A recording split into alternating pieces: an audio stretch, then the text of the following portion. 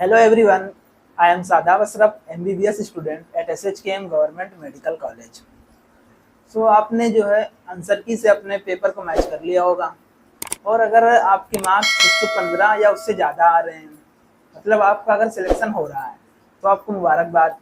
लेकिन अगर आपका सिलेक्शन नहीं हो रहा है, आपके मार्क्स कम आ रहे हैं, आपका सिलेक्शन नहीं हो रहा है, तो आपको घबराने की ज़रूरत नहीं है।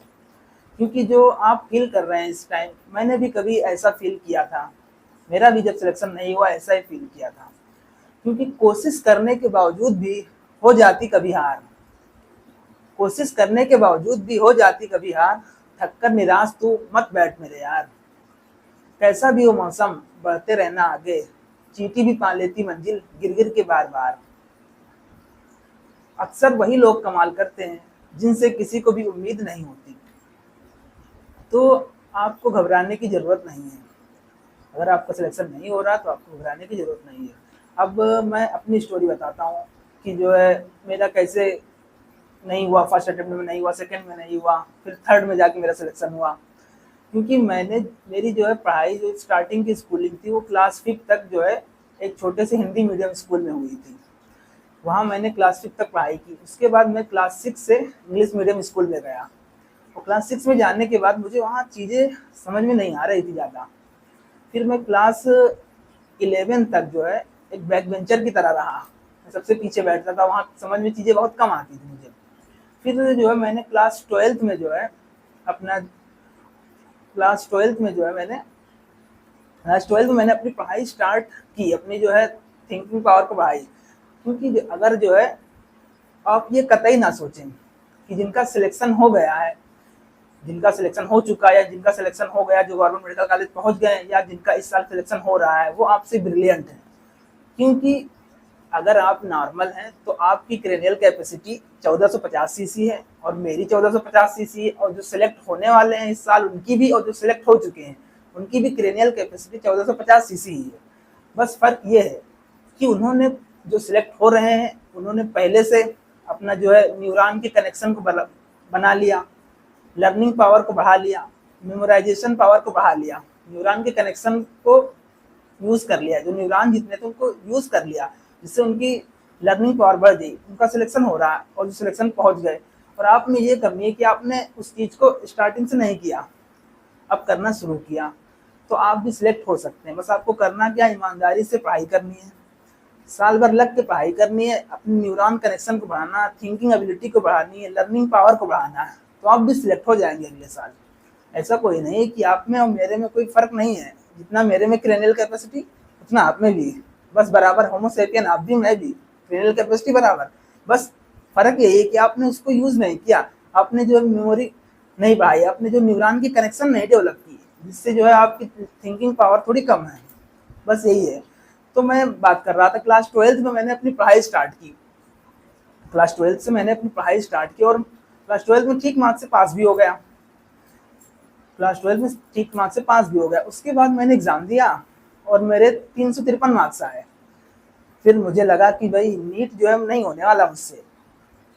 353 मार्क्स आने के बाद मुझे लगा नीट बहुत कठिन एग्जाम है और मुझसे ये नहीं हो पाएगा। मैंने बीएससी में एडमिशन ले लिया। फिर बीएससी एडमिशन लिया, लेकिन फिर भी मैंने सोचा एक ऑप्शन के तौर पे बीएससी है, फिर तैयारी करते हैं।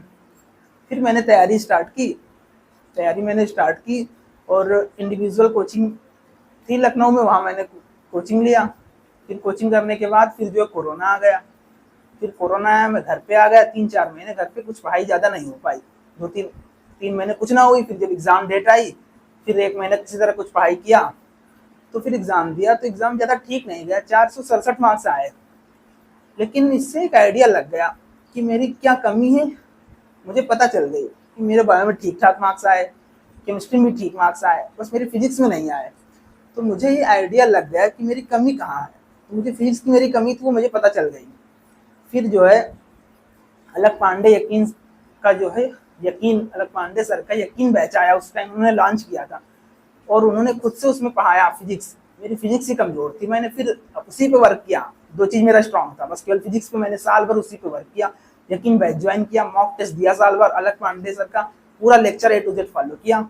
और जिस तरह उन्होंने प्रीवियस ईयर एनालाइज करके सारी चीज़ें कराई, वो चीज़ मैंने की साल भर। मॉक टेस्ट दिए, मॉक टेस्ट में 600 प्लस मार्क्स आ रहे थे, रेगुलर 595 600 प्लस आ रहे थे। तो अंदर से कॉन्फिडेंस आने लगा कि हाँ इस साल लग रहा है कि सिलेक्शन हो जाएगा, क्योंकि लगने लग जाता जिस साल तुम्हारी तैयारी होगी, मॉक टेस्ट देते रहोगे, अच्छे नंबर आएंगे, पता चल जाएगा कि इस बार सिलेक्शन हो जाएगा। फिर इस तरह होता रहा। फिर मैं आकाश का जो 1 हफ्ते पहले आकाश के जो है ऑल इंडिया, उसने मॉक टेस्ट फ्री लॉन्च किया, मैंने 2 मॉक टेस्ट दिए उसके, तो उसमें 685 और 655 आया। तो मेरा कॉन्फिडेंस लेवल यहाँ से यहाँ पहुँच गया कि अब तो बिल्कुल श्योर हो गया कि सिलेक्शन हो जाएगा, कन्फर्म है इस बार।